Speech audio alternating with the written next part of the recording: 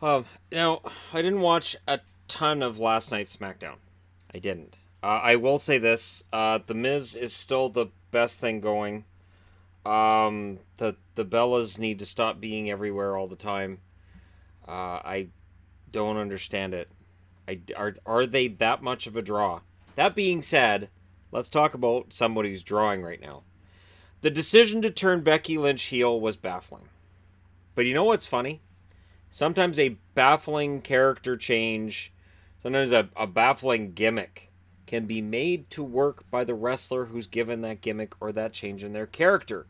And I present to the world the wonderful heel Becky Lynch, who reminds me a lot of Stone Cold. The whole attitude, all of everything that's going on, it really reminds me a lot of Steve Austin. And there hasn't been a woman in that division that's ever really reminded me completely of Steve Austin. The I don't care, this is mine. Yeah, I don't need to thank anybody for this. It's mine. No, I own this. This is mine. The closest I can remember, Victoria kind of had that going on at one point too. Trish, when she would turn heel, definitely would tell the crowd they had nothing to do with her getting to where she was.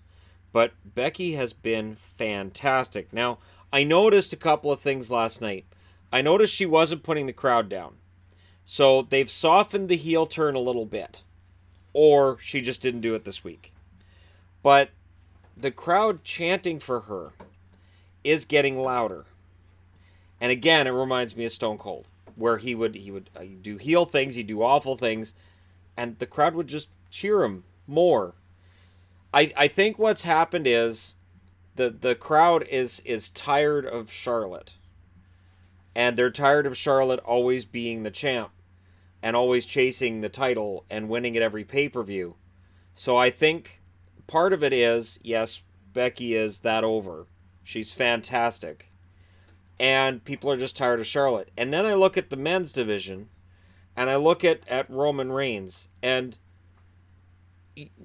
honestly, you could do the exact same thing in the men's division on Raw. You could have anybody come out and say, I am tired of you being champ. I'm tired of you getting all the chances. And we're kind of tired. We're kind of sick of this. We kind of want this to end. Point to the crowd and go, we all want this to be over with. And you could have somebody play as the heel, get the face reaction against Roman. And you could have a segment just as good as what Becky had to end the show. Now, I've complained before about Raw having these 15-minute segments at the start of the show where everybody just stands around and talks with microphones. Everybody has a microphone. It's so weird how everybody comes out with a microphone, or they're handed a microphone on their way to the ring.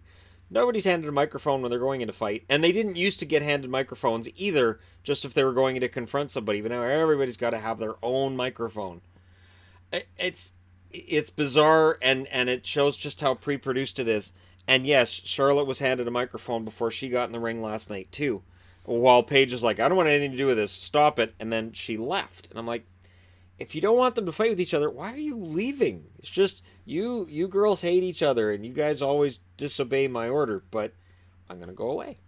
And this is after the roster stopped them from fighting each other not that long ago. What was it, 2 weeks ago?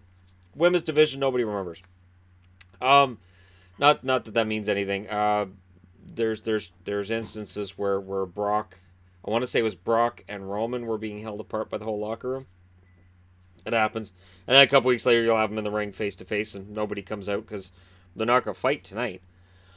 And it's one of those things where you have to kind of put your brain on pause. You do. You have to kind of put your brain on pause, because if you really think about it, it's one of those things that'll pull you right out of the moment. You'll be like, oh, I've seen this all before. But that's where the Becky Lynch storyline is entertaining. I don't remember seeing this with the women's division before. Men's, yes. The fact that the women right now are being booked the same as the men is fantastic on SmackDown's side. And the best way to do this from here is not to have Becky Lynch find a teammate, not to have Becky Lynch find an ally. Have Becky Lynch fight with everybody. So you have, I don't know, any of the heels on SmackDown too. You could have Carmella come out and, yeah, that's right, she disrespected you, and then just have Becky turn around and slap her. Although, no, Carmella's now a face because she's with R-Truth. You know, the women don't seem to be fluid in their alignments. Just, I don't like you, R-Truth. Well, you know, other Carmella said somebody, and I'm a good guy. There you go. Your impetus behind becoming a face again is weak, but it happens. And how quickly did she go from up here to just you're with R-Truth, and that's it. It's almost a Jinder Mahal like drop. It's this thing that I hope doesn't end up happening with Becky. She is the best part of the show. They closed the show with her, and while I don't like the long preambles on Raw, that was fantastic. That's how you build things up. If they're smart with this from here, and they've played this smart the last few weeks, giving Becky the title, it was awesome and perfect.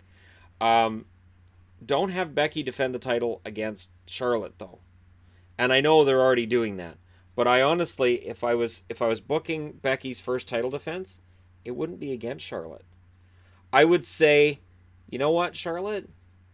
Until you invoke your rematch clause, you have to work your way back up the same as everybody else. And have Charlotte say, all right, I won't invoke my rematch clause. I will build myself back up.